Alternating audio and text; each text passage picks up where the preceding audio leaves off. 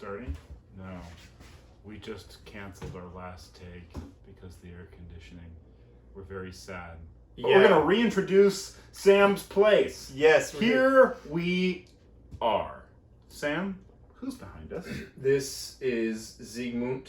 As you can see, I have this like kind of studio lighting in my studio apartment, and it's shining right where the light is shining on Notum. So it's pretty awesome. Zygmunt is like, whoa. And over here we got Chopin. I forgot which relative gave that to me, but I love it.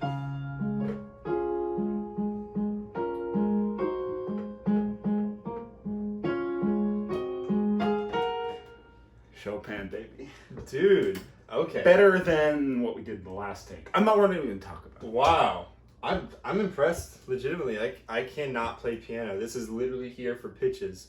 You know what's garbage? Is that he says that, but the terrible amount of piano that I can play, which is like almost nothing. It's like compared to what you can do on the guitar. Bring her out. Oh man, oh yeah, I've got a guitar. Shit. Wait, do you have El Paso?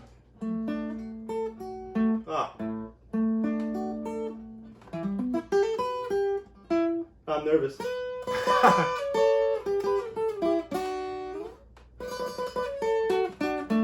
It's like out in West Texas, I fell in love with a Mexican girl. My time would find me in Rosa's Cantina. Music would play and Felina would whirl. Something like that. Yeah, anyway, I'm learning El Paso. I cannot play and sing. That's my problem. In a short amount of time, we haven't talked. We've only vaguely actually talked about this, but I think it'll be fun to. We're gonna haunt. Listen, right now, one of our side projects in life is haunting Central Park in as many ways as possible. On foot, on bicycle. I think next time with guitar, under bridge, singing old country songs. Oh, there may or may not be a Willie Nelson in there. There may or may not be Marty Robbins. Definitely Marty Robbins. There may be Ghostwriters. Oh, yes. Ghostwriters. Maybe even... I'm sorry, pardon me. Cavaliere di Cielo. Cavaliere del Cielo. Yeah, definitely. He'll sing the Cheryl Milnes version, which is the English version, and I'll sing the Italian version. But you have Del Monaco. Dude, it's a travesty that I'm going to eventually have a poster of Whitney Houston and a poster of Del Monaco in here, probably over there, somewhere in here. I think what you just said, just that alone sums up the Anabolic Operas. He's just like... No. Just like, yeah, I need a Whitney Houston and Mauro Del Monaco poster. Oh, like the essence of our, various interests and, our diverse taste in music and singing. Yeah, you threw a word in there that makes me want to cry, but yeah. I as soon as I said it, I was like, that's not what I mean. I know. That's not what I mean by that. Today, but guess what? Today's not about music, actually. Today we're going to talk about something kind of interesting and a little bit woo-woo, a little bit meta, which is, but a tribute to our brethren in psychopathic working out, Eric Bugenhagen. Talking about mindset, specifically mindset and preparation for a day that you go to the gym with the intent of setting a personal record. Because Sam and I both have been, Sam's been on a quest to do it on the bike recently, and I just finished my, it took me more than 12 weeks, I think it was about 14 weeks, a 14-week build up to a new deadlift personal record. But we're going to talk about the day of mentality and what you do to prepare for it, because there's a long conversation about what you do leading up, and it's different for cardio than it is for weightlifting, although they're the same principle, which is that you are you're adding stressor as you go along, and you're getting enough recovery so that by the time you get to the day that you're going to PR, you've had enough adequate training, enough stimulus that you should be better than you were the last time that you had a PR. Right. But because your bike PRs have been mostly a result of, I would say, just like just basically pyramiding up from like a almost I mean this not in a bad way at all, but like almost as a total non-rider. Yeah. And then it's just sort of almost newbie game PR. For real.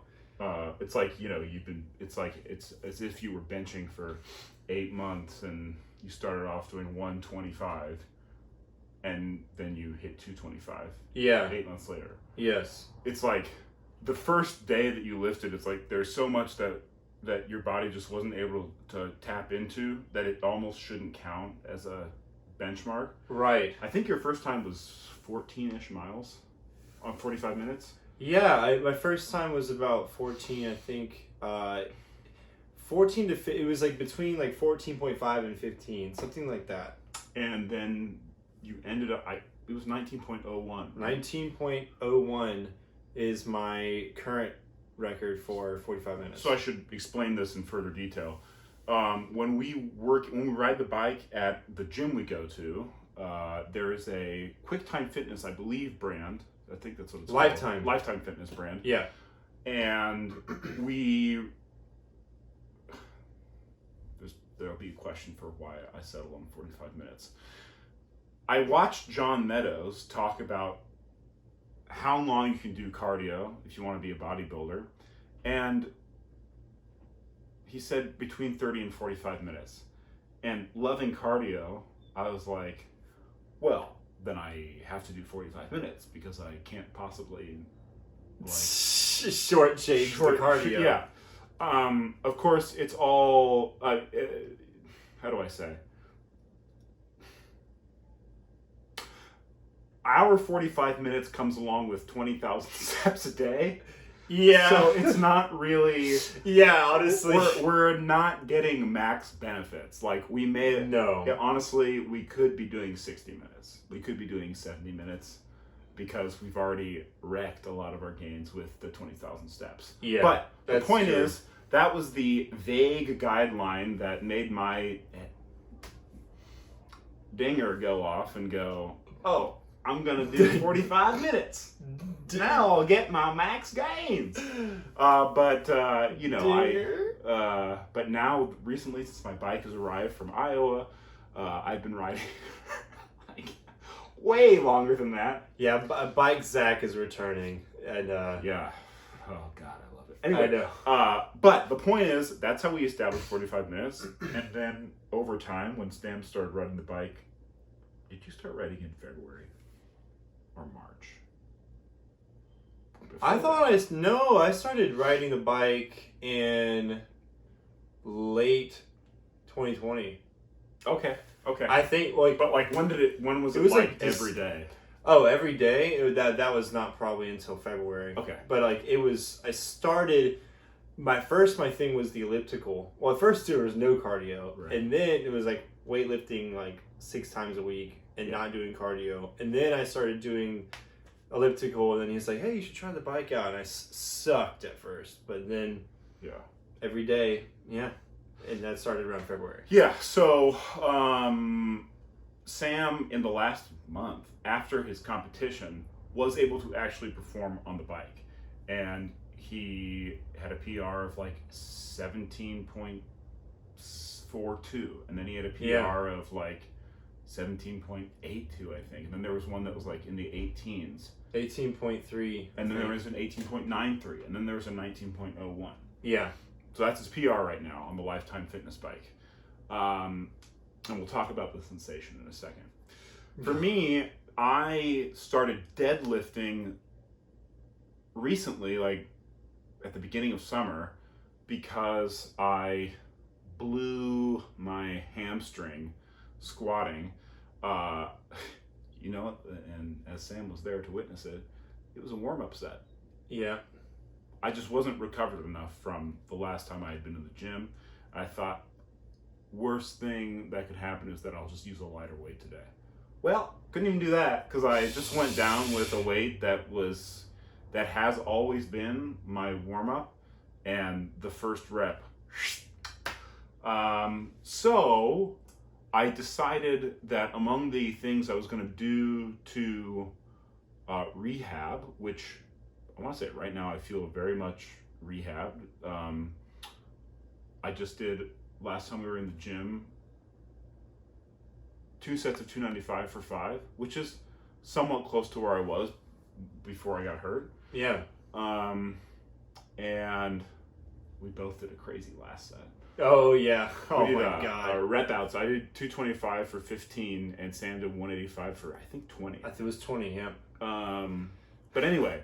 God. So the point is, when I started rehabbing this left hammy, I decided that my posterior chain could use some training.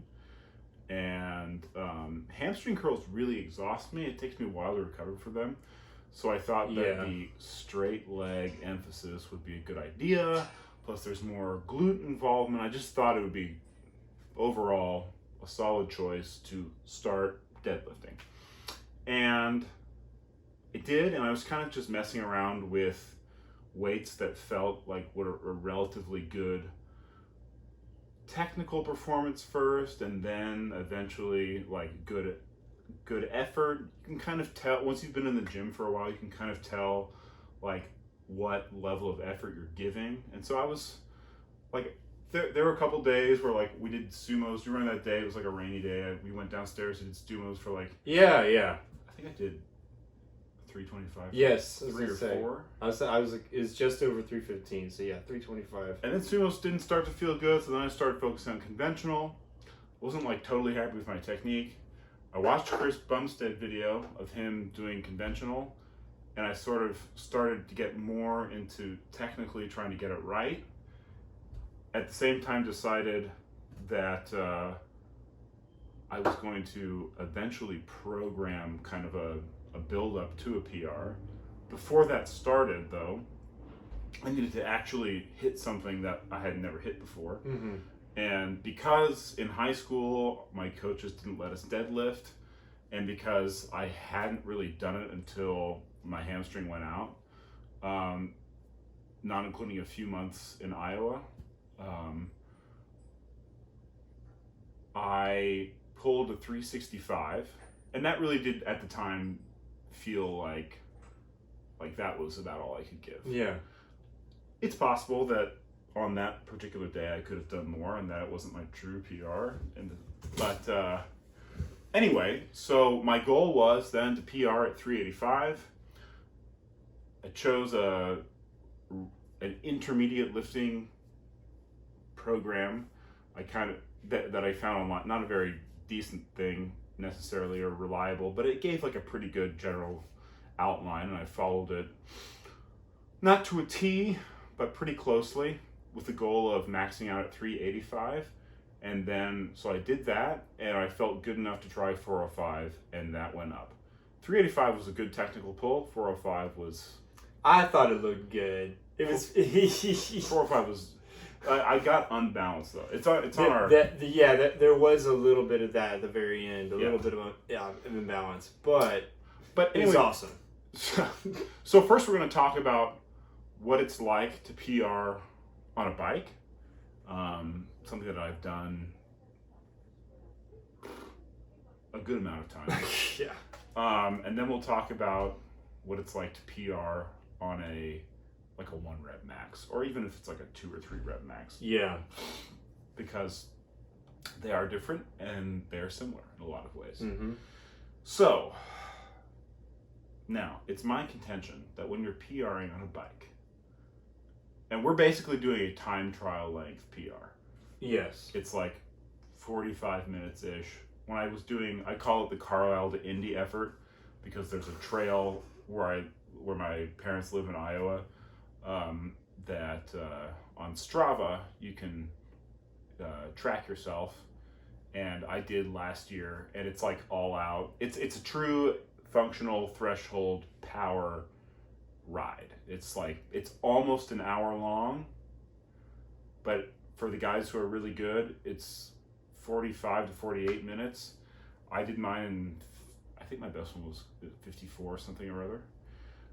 But it's almost an hour of all out gas. And we're doing 45 minutes of all out gas when we're in the gym, obviously. Yeah. So for me, the biggest thing is that you have to, and you discover this as you go along. I think the most important thing is not the physical effort you give, because it's almost a given. It's that when it starts to hurt and become threatening, you accept it. Yes. Well said. Yeah, it gets to this point where it gets to the point where you just need to tell yourself to keep going, and it becomes a conversation with yourself and your soul.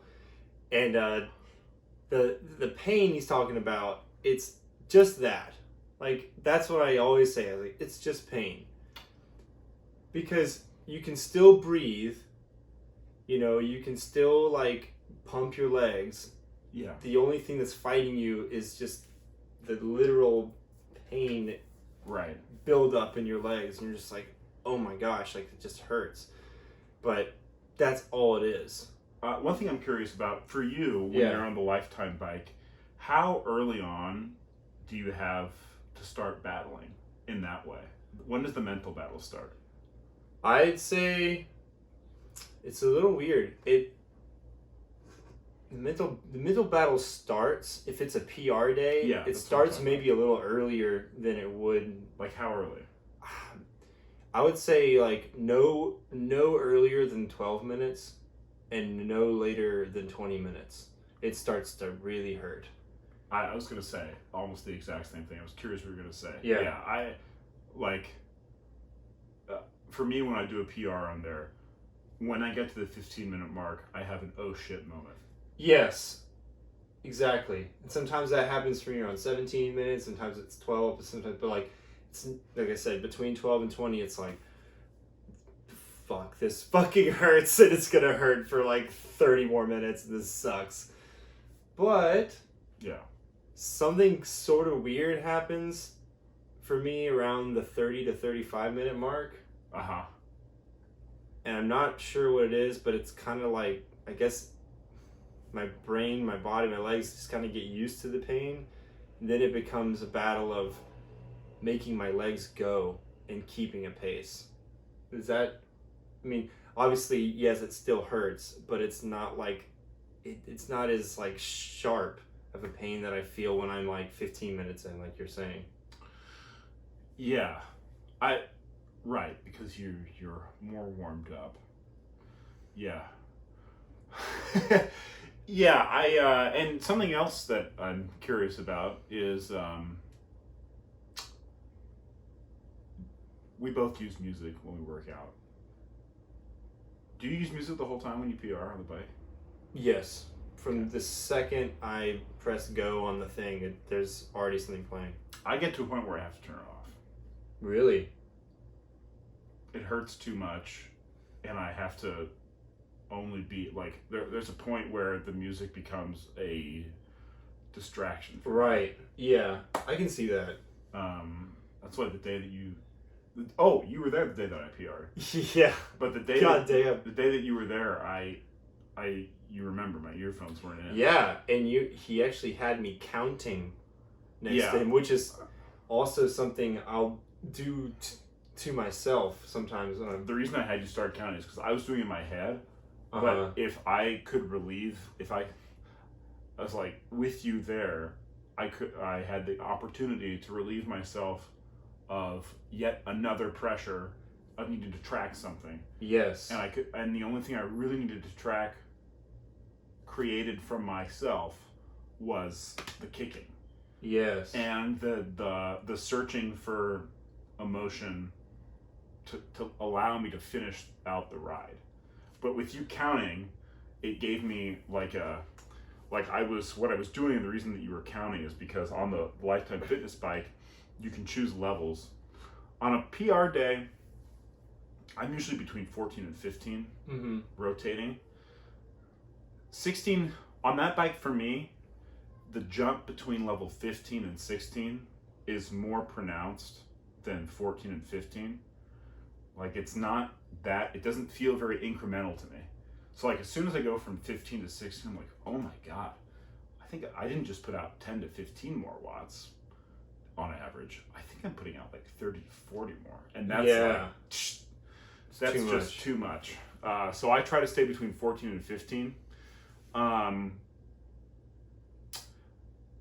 And yeah, I do get to a point where music takes away from the focus. I had that also when I was doing the outside Carlisle to Indy PR. Mm-hmm. And I don't remember where in the ride it was, but I just remember like that I needed somehow the conversation in my head to be paramount. Wow. Yeah.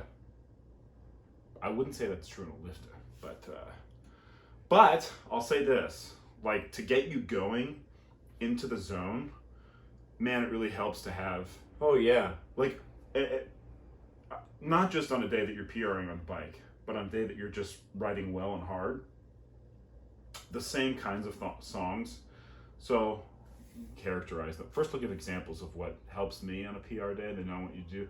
So like Peacemaker by Green Day, Kickstart My Heart, Motley Crue. Fucking best thing ever. Best.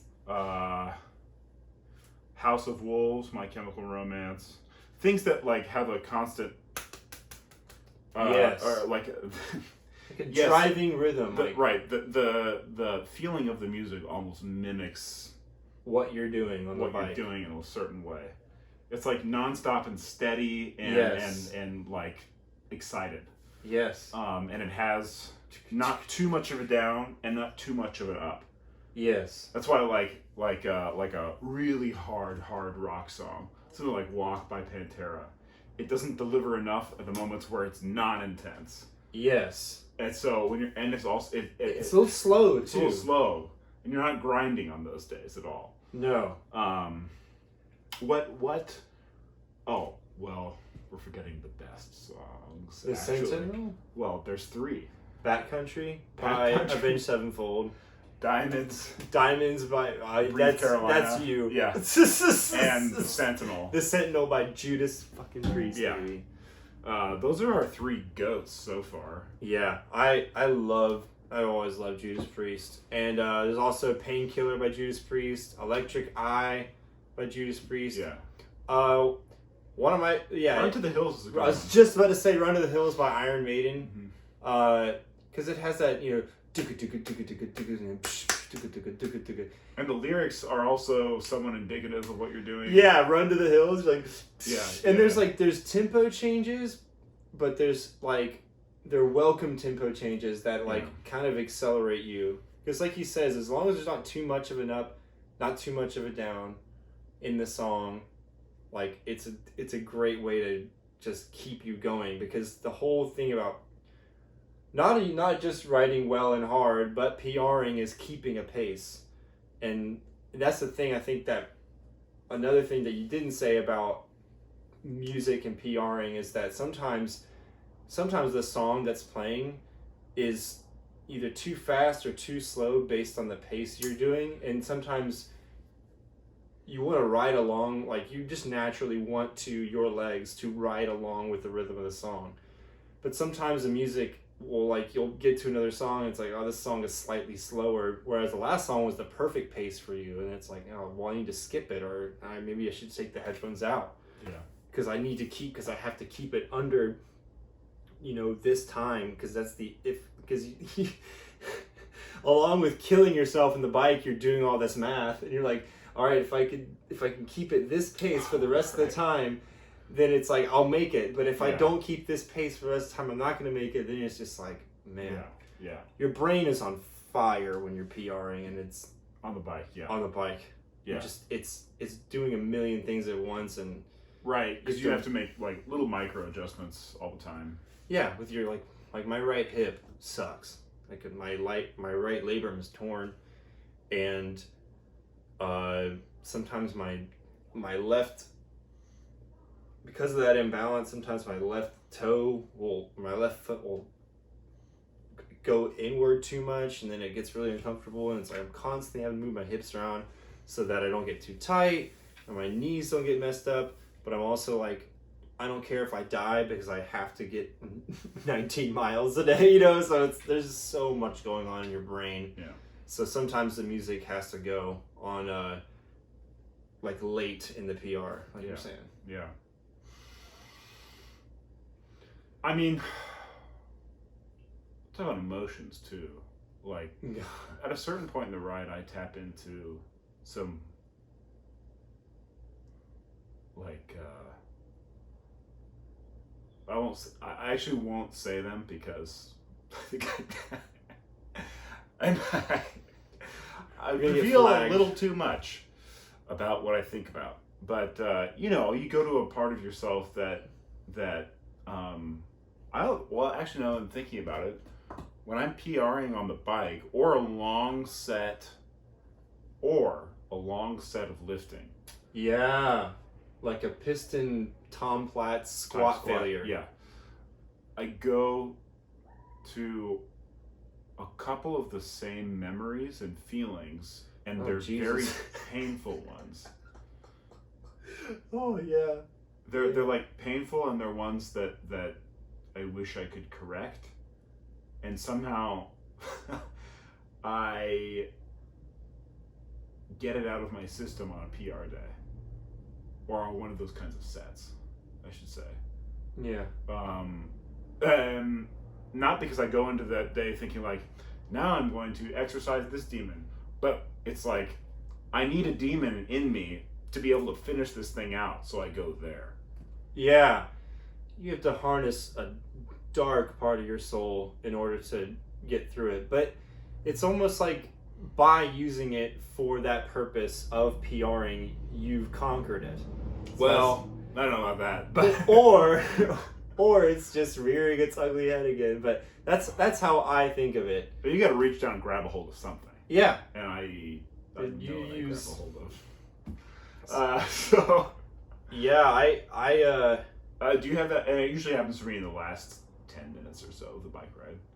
Yeah, same. It's around the last 10 minutes. I think for a PR day, it's like my last 5 minutes versus my last 10 minutes aren't much different, because by that point, you've already done the math, and you're like, if I just need to fucking go. I'd say this, if you're not on pace in the last, by the time you get to the last 10, yes, you're probably fucked. Yeah, by that point, you kind of know it's not going to happen, or you know it is going to happen at that last 10-minute mark. So, or you just like if you have a small percent increase needed to get the PR, and you get to those last 10 minutes, it's possible. If you're looking at like a 10% increase, no, it's not going to happen. It's not going to happen. And you're just like, you know what, this was a good effort, but you're still going to go hard. Right. It's like, I'm going to finish it out strong, but it's not going to be a PR. Yeah. That happened last time that I tried it. Yeah. Damn.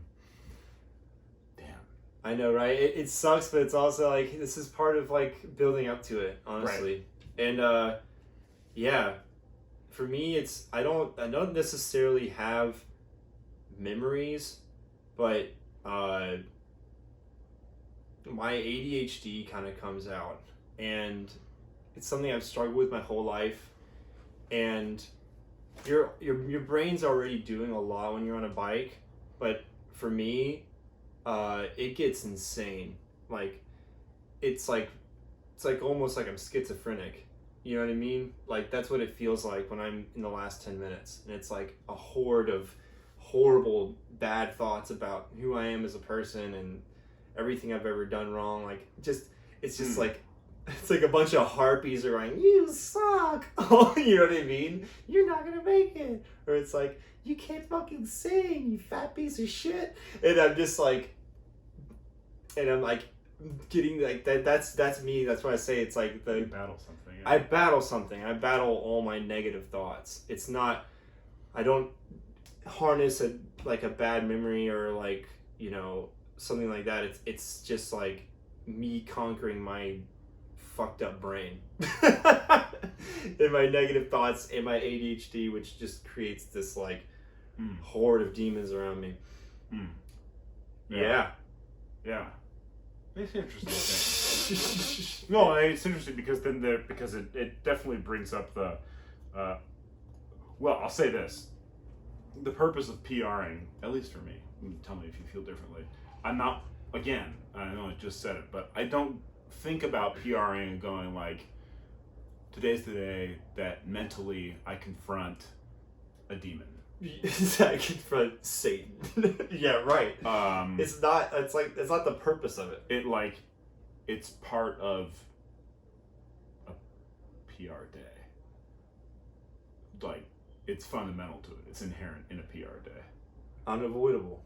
But like normally in the gym, I'm not like with those memories. I don't think that you're probably with those. Yeah, no, thoughts. I'll have some like today I went pretty. I mean, I go hard every single day, but like yesterday, I got like 12.5 miles in 30 minutes, which may have been a PR for 30 minutes. It's pretty good fucking ride. Yeah, it was a pretty good ride. And I was like, oh, maybe if I kept that going, I could have got a PR, but I was already dead by that point as I just lifted.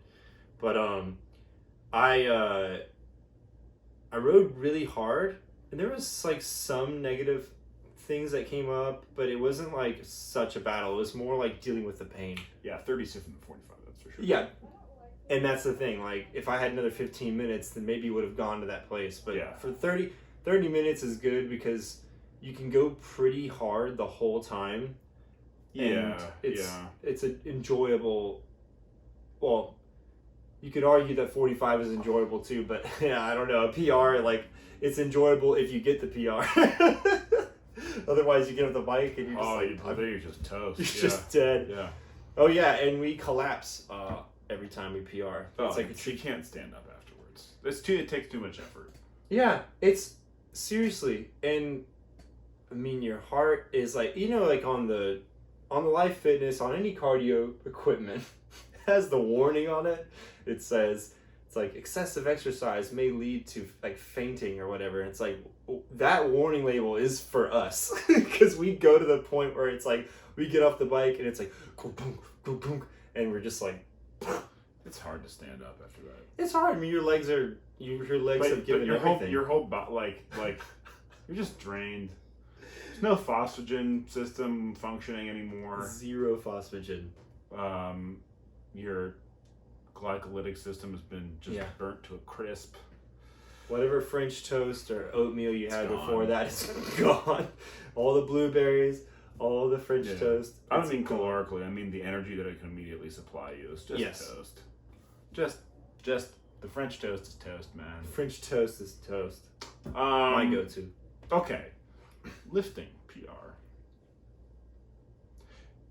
It's one short burst. It takes more preparation. On the bike, you have to come in with your A legs if you're going to set a PR. True.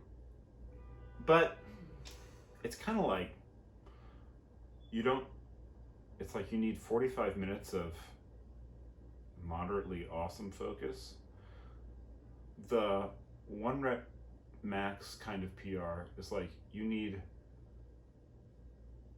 between the time that you like set up on the bar and perform the lift, you need like 30 seconds of the most intense focused thing you've ever done in your whole life. Because especially like a compound movement, every compound movement in some way is a full body contraction. And so like one of the reasons they talk about skill being a strength, or strength being a skill, is because you have to learn the skill of recruiting as much as possible. Like in a deadlift, in a squat, and a bench press, the muscles that have the eccentric and concentric motion are obviously, I guess they're of primary importance. But the stabilizer muscles have to be like cinched. Yeah. And when you're doing a deadlift, it's like everything has to be so damn tight. So for me, when I do a deadlift or a squat, PR especially, and actually can't speak very well to pressing PRs because I don't really PR on press anymore since my shoulder is a little gimpy. But it feels like everything is happening at once. And if it doesn't feel that way, there's just no way the weight's going to go up. Mm-hmm. Like the moment if you're doing a squat and you're going to hit the highest weight of your life, or you're going to pick up the heaviest weight of your life, you have to be able to contract almost every single muscle in your body, and the amount of energy that takes is, even though it's for, again, like the actual lift is probably less than 5 seconds, the actual moving of the weight itself. Yes. But you have this like 30-second window almost where you have to like start preparing for it, and then everything has to tighten up. You have to take a perfect Valsalva breath, which is usually kind of easy, but like, I don't know, when it's like the 1 rep thing, it's like, if it's even, I don't know, I feel like the percentage for a mistake is reduced when you're doing that. Like everything has like to be the margin of error. Yeah, the margin of error. Yeah. It's tricky. But so like when I did the deadlift PR, also you have to. So the reason that I went for 405 is because 385 was a good technique. Yeah. When you're on the bike, you're not really. Yeah, your pedal strokes probably aren't like the perfect motion that maybe you focus on a day that you're riding just regular hard. Yeah. It's different when you're doing a lifting PR. It's probably not going to look picturesque. No. My 385 looked. It was very good. It was very stable. Bar path was correct. Everything was right. And that's why I did the 405. Because you knew that you could slop it up if you needed to. Yeah. And it's not it's not even something that I believe necessarily, that yes, if you're like, you can sacrifice technique for a lifting PR. It's how many times are we going to say PR in this video? PR. It's that, like, having watched just like a fanboying over guys who set records, most of them, when they hit their like competition biggest lifts, it's not the perfect motion Most of the time. Right. It's just like, it's rare. If It's rare. it's scary. yeah, I was Like Calgary barbells lift, actually. yeah, I was gonna That say, was just like butter. yeah, it happens sometimes, and man, it's beautiful. It's beautiful when that happens, when it's perfect form and it's their PR. Yeah. But it's rare. Like, I remember when I was at Summer Strong a long time ago, it was the thing that Sorenex used to host. Byung was there with me, or he that's when he was working there. Dan McKim, who was Highland Games champion multiple times, he bench pressed like 534 or something. I don't know exactly the weight, but it was a PR, and we were all there watching him, and it was absolutely perfect. And we just completely lost our minds, because I mean, he looks like a guy who could bench press so that it's just much. like, It was just up and down. Like, we're just dumbfounded because it's such a rarity. Whereas another kid named Wes, who was there weightlifting, he did a snatch, and it was pretty ugly, but it was a PR, and it was like, you know what I mean? It was freaking awesome either way. right. But yeah, I remember my PR in high school for squatting, which is like, it's just, yeah, man, the form, it becomes like you'll see a lot of people squat, it's like it becomes a good morning for a second. You know what I mean? Well, yeah, you. But because they're like, right, and I to be honest with you, I forget what the there's like a muscular and physics reason for this, but I forget what it is exactly. It's like you're by making it that shift, you allow your hips to take over a little bit more. yes, And I think that's why it happens organically, but then also sometimes, as I've kind of discovered a little bit having watched some instructional videos, Some weightlifters like practice that Yeah. like Like ass that up. cue. I mean, that's like the cue I use anyway, Right. but it's like an over exaggerated version of it, and they'll do it with like a sub max weight just to get used to that motion. Yeah. So the perfect like hypertrophic technical approach goes a little bit out the window on the day that you're trying to adhere to it as much as you can, but like ultimately the weight's got to go the fuck up. So like Yeah, and it's like you said, that preparation beforehand, the breath, but also the fact that your all your stabilizers and everything have to be tight and like firing all at once. Yeah. And when you're coordinating that much, you're coordinating your whole body like that, and that's all that's happening. It's like that's why it's so rare that it comes up perfectly. Yeah.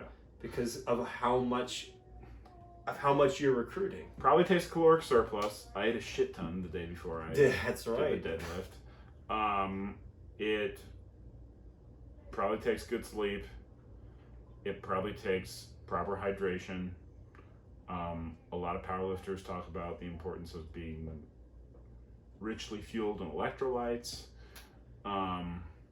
and some version of a stimulant. I just did regular pre-workout. I didn't snort anything because I'm not like legit. But the legit guys actually Did like, you like poppers? Like they have the smelling salts. Yeah. Yeah, but one thing on the deadlift that's interesting is that you have to trust that the first movement off the ground, like you shouldn't give up because it doesn't go up right away. You have to like stay with. Yes. Which is almost why when I watched back, I was like, that might not have been true PR, because it actually like kind of. The thing that made me think it was that there was that like. Yeah. That shake that I see a lot of deadlifters when they PR do. That it's like you're bringing it up. It's like there's so much tension you can't quite hold it that you're. Yeah. Like, this. That didn't happen on 385 and 405 is definitely like. There's a little bit of that. Yeah. But it went up. That's the thing though. Explosion almost. Like the part that's really hard that gets you is that like the first like 6 to 8 inches off the ground. And it's like if you can't, if that's where you're having trouble, it's like it's a lot different than having trouble like at the very top when you start shaking. Yeah. So it's like, so he could definitely do more than 4 or 5, but. Well, not, maybe 415 or 425. Yeah. But yeah, but to be clear, PRs do take a lot out of you. They take a while to recover from. I feel like I didn't get over that deadlift until like Thursday this week. What on you was the most sore? It wasn't even soreness. It was just like working up any amount of energy to do anything like well. It was just really hard. It's like, Jesus, it's just like, ugh. It's like, because it wasn't just a 405, there was also a 385 too. Yeah. It was like 2 hard sets basically. And it took I don't know, but you just feel drained and you're just like, man, feel drained. It's like you get in the shower and you're like, I can't stand up. Yeah, it's a little bit like that. And you're like, yeah. And then we did a back day on top of it, so that was probably. Oh yeah, and then that's the thing, like we sent the fuck out on the cable rows. God, yeah, we went fucking nuts on that. That's the thing, like I don't know about y'all watching, but for Zack and I, if we don't go absolutely ballistic on back day, just like stupid hard on back day, our backs just like don't get sore. Like I have to go like.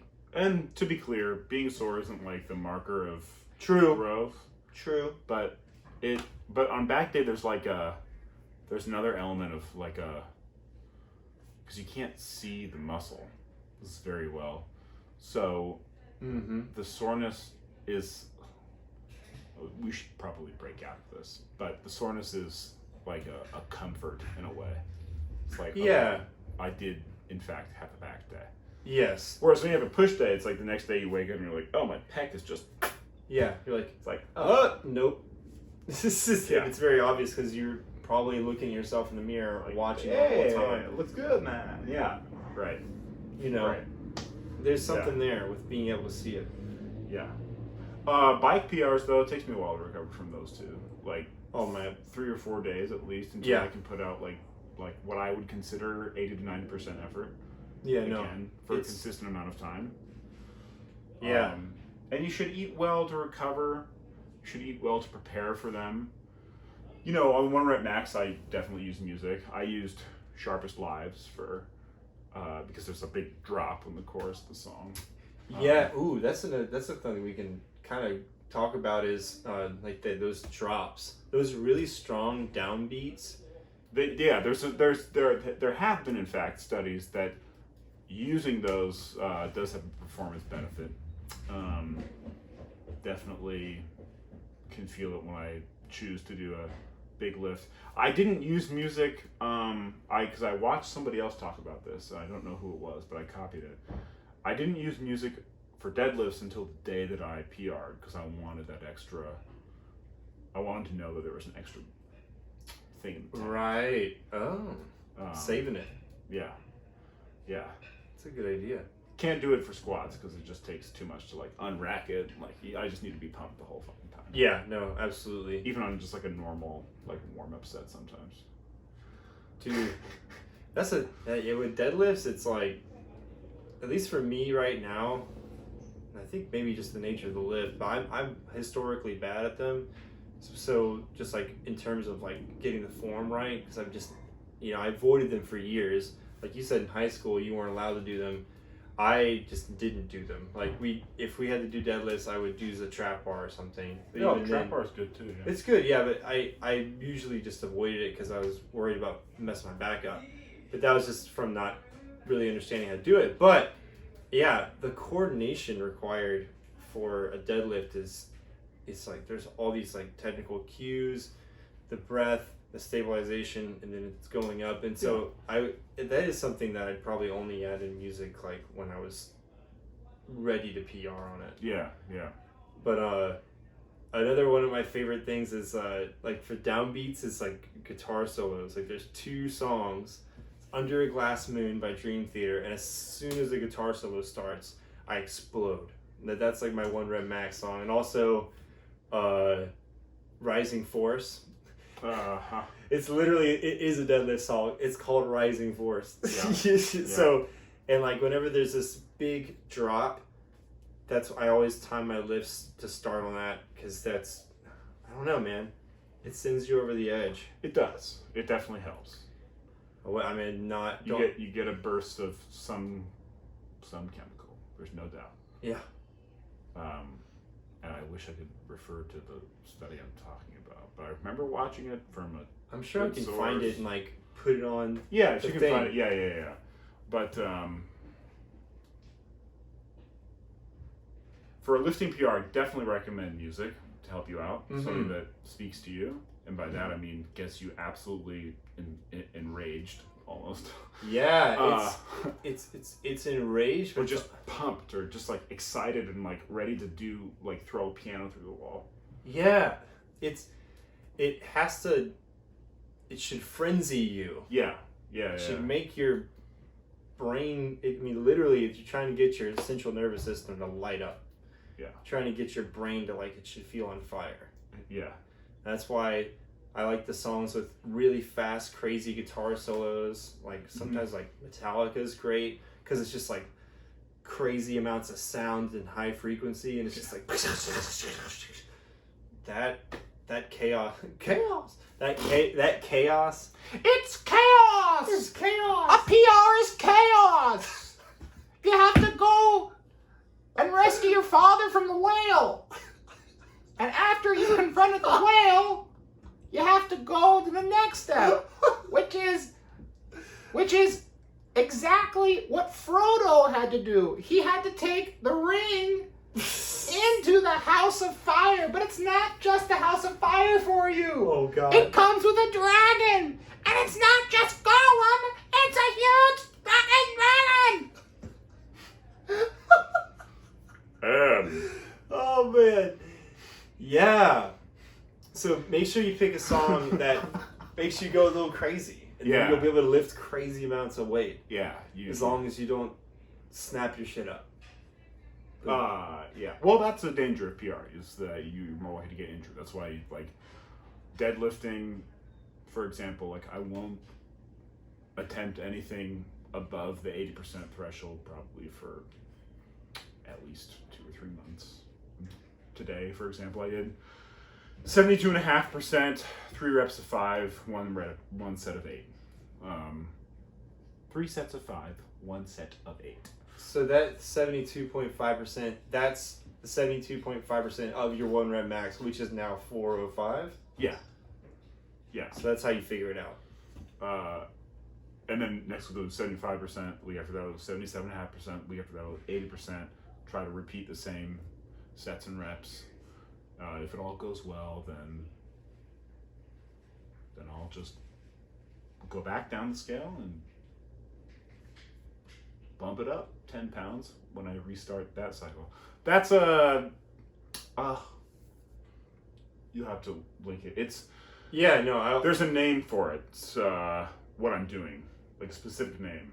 Some Russian guy. It's always a Russian guy with some idea of how to periodize your lifting program and scheme. Historically good at weightlifting. I'm sure the Byung Russians knows what we're talking about. I was just about to say, and this is like our next episode will probably be something music related because we tend to alternate between music and lifting. Tend to. That's our whole plan. That's the whole fucking That's plan. the business plan. So not this next one. So episode 4, but episode 5. I think it might behoove us to zoom in Byung. Yeah.